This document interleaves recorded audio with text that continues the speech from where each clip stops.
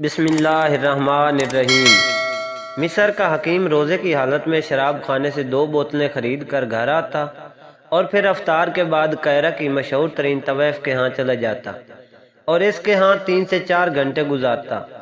پورے شہر میں حکیم کی یہ بات مشہور ہو گئی کہ وہ روزانہ 2 بوتلیں شراب پیتا ہے اور اس کے علاوہ طویف کے ساتھ رات گزار دیتا ہے۔ عید کے دن حکیم وفات پا گیا تو لوگوں نے حکیم کی میت پر تھوکنا شروع کر دیا اور اپنی نفرت کا اظہار کیا۔ کچھ لوگ تو اس کے میت کو تشدد کا نشانہ بنانے کا ارادہ رکھتے تھے، مگر مولوی صاحب نے تمام لوگوں کو منع کیا اور کہا کہ حکیم جیسا تھا اس کا معاملہ اس پر اور اس کے خدا پر چھوڑ دو۔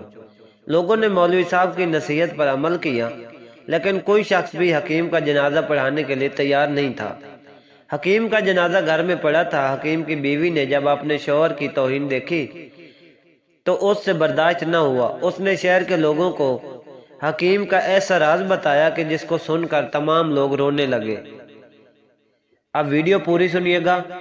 حکیم عباسی مصر کے شہر قاہرہ کا مشہور ترین حکیم تھا اور اپنے زمانے کا سب سے بڑا حکیم، جس کی حکمت کے چرچے دور دراز علاقوں تک پھیلے ہوئے تھے۔ اس کے بارے میں ایک بات مشہور تھی کہ وہ مریض کا کپڑا سونگھ کر مریض کی نوعیت بتا دیتا تھا۔ جو لوگ اس بارے میں شکوک و شبہات میں مبتلا تھے، انہوں نے حکیم کو آزمانا چاہا اور مریض کا کپڑا لے کر اس کی خدمت میں حاضر ہو جاتے تھے اور پھر اپنی آنکھوں سے اس بات کا مشاہدہ کرتے کہ حکیم صاحب مریض کا کپڑا سونگھ کر بیماری کی نوعیت بتا دیتے۔ حکیم عباسی نے ایک دفعہ ایک تاجر کی بیٹی کا علاج کیا، جس کو کافی ڈاکٹروں نے لا علاج کہہ کر واپس بھیج دیا تھا۔ تاجر نے سوچا کہ حکیم عباسی کو اپنی بیٹی کی شادی کے موقع پر دعوت دینی چاہیے، جس کی بدولت آج میری بیٹی زندہ ہے۔ اسی حکیم کے وسیلے سے اللہ تعالیٰ نے میری بیٹی کو شفا عطا کی تھی۔ تاجر نے اپنے ایک مختصر سا قافلہ ساتھ لیا اور حکیم کی طرف روانہ ہوا، مگر جب وہ قاہرہ شہر سے 2-3 کلومیٹر دور حکیم کے آبائی گاؤں پہنچا تو اس کی آنکھیں بہر آ گئیں، کیونکہ جس دن وہ حکیم کے گاؤں میں پہنچا تھا اسی دن حکیم صاحب کی وفات ہوئی تھی۔ اگرچہ یہ کوئی حیرانگی والی بات نہیں تھی، زندگی اور موت اللہ کے ہاتھ میں ہے۔ جس دن رب نے بلایا تو بندے کو اپنے رب کے حضور حاضر ہونا پڑے گا۔ مگر سب سے زیادہ حیرت کی بات یہ تھی کہ حکیم صاحب کا جنازہ اس کے گھر میں پڑا تھا۔ اس کی بیوی اپنے بال کھول کر حکیم صاحب کے جنازے پر بین و ماتم کر رہی تھی اور اس کے علاوہ علاقے کا کوئی فرد ان کے گھر میں موجود نہیں تھا۔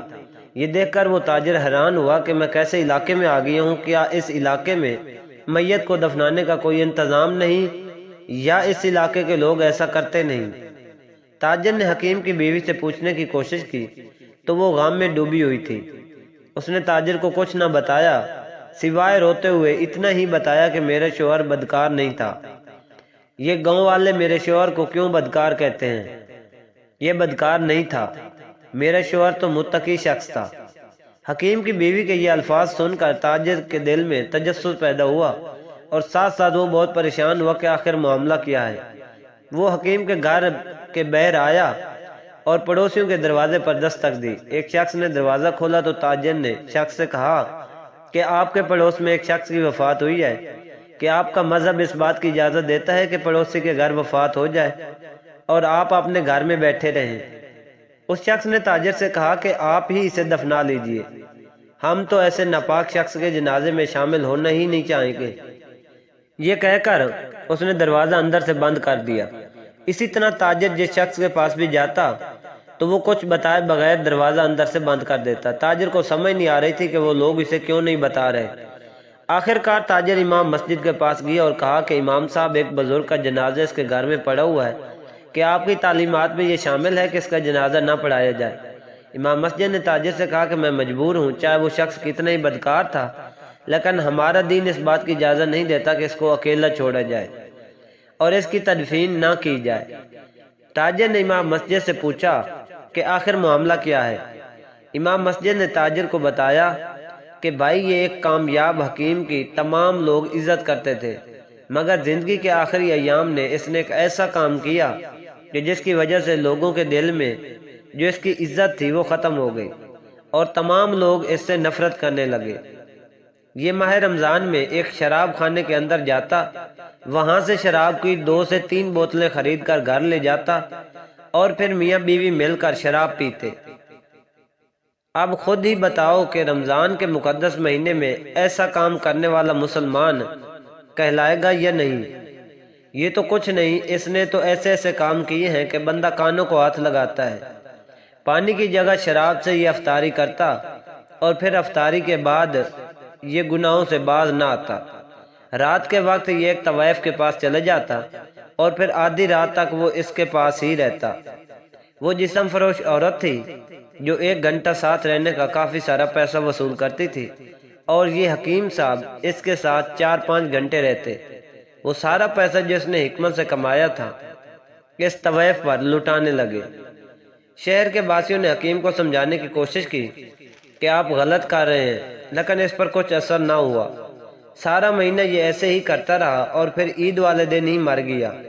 آج عید کا دوسرا دن ہے، لیکن اس کی لاش گھر میں ہی پڑی ہوئی ہے، کیونکہ کوئی شخص بھی نہ اس کا جنازہ پڑھنے کو تیار ہے اور نہ ہی اس کے جنازے میں شرکت کرنے کو تیار ہے۔ تاجر نے امام مسجد سے کہا کہ ہو سکتا ہے یہ کہانی کا ایک رخ ہو اور اصل کہانی تمہیں معلوم نہ ہو، کیونکہ اس کی بیوی رو رو کر یہی کہہ رہی تھی کہ میرا شوہر بدکار نہیں تھا۔ تاجر اس امام مسجد کو اپنے ساتھ لایا اور پھر حکیم کی بیوی سے کہا کہ آپ کے شوہر کے بارے میں ایسی ایسی باتیں سننے کو ملی ہیں جس کی وجہ سے شہر کے لوگ آپ کے شوہر سے نفرت کرتے تھے۔ حکیم کی بیوی نے جب یہ الفاظ سنے تو اس نے کہا کہ ہاں، میں مانتی ہوں کہ میرا شوہر شراب خانے کے اندر داخل ہوتا، 2 سے 3 شراب کی بوتلیں خرید کر آتا اور پھر گھر آ کر اس شراب کو ضائع کر دیتا، گندی نالی میں بہا دیتا۔ میں نے اس سے پوچھا تھا کہ ایسا کرنے سے آپ کا کیا مقصد ہے، تو وہ یہی کہتا کہ میرے پاس اتنے پیسے تو نہیں کہ میں اس تمام شراب کو خرید کر اسے ضائع کر دوں، بس روزانہ 2 سے 3 بوتلیں خرید کر ضائع کرتا ہوں۔ اور پھر میرا شوہر یہی کہتا کہ چلو کچھ تو مسلمانوں سے گناہوں کا بوجھ ہلکا ہوا۔ اس کے بعد وہ طوائف کے پاس جاتا، روزانہ کی بنیاد پر اس کی تبلیغ کرتا تھا کہ وہ گناہوں سے باز آ جائے اور اپنے اس پیشے کو چھوڑ دے، مگر وہ عورت یہ پیشے چھوڑنے کو تیار نہیں تھی۔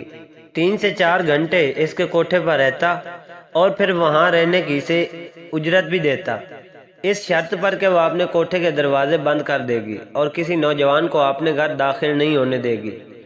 پھر وہ اپنے گھر آ کر یہی کہتا چلو مسلمان نوجوانوں سے کچھ گناہ کا بوجھ تو ہلکا ہوا، اور اس مقدس مہینے میں وہ گناہ سے باز رہے۔ اسی طرح وہ نوجوانوں کو شراب اور زنا سے باز رکھنے کی کوشش کرتا رہتا۔ یہ اس کا عجیب و غریب طریقہ تھا جس پر میں بھی حیران ہوئی، مگر وہ یہی کہتا تھا کہ میرے بس میں کچھ نہیں، نہ تو میں اس طوائف کو اس شہر سے نکلوا سکتا ہوں اور نہ ہی وہ شراب خانہ بند کروا سکتا ہوں، مگر میرے بس میں جو بھی ہے میں وہ ضرور کروں گا۔ امام مسجد نے جب حکیم کی ایک داستان سنی تو وہ بہت رویا۔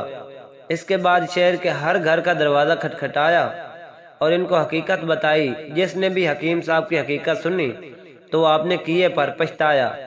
سب نے حکیم صاحب کی بیوی سے معافی مانگی اور پھر عزت کے ساتھ اس کی تدفین کی۔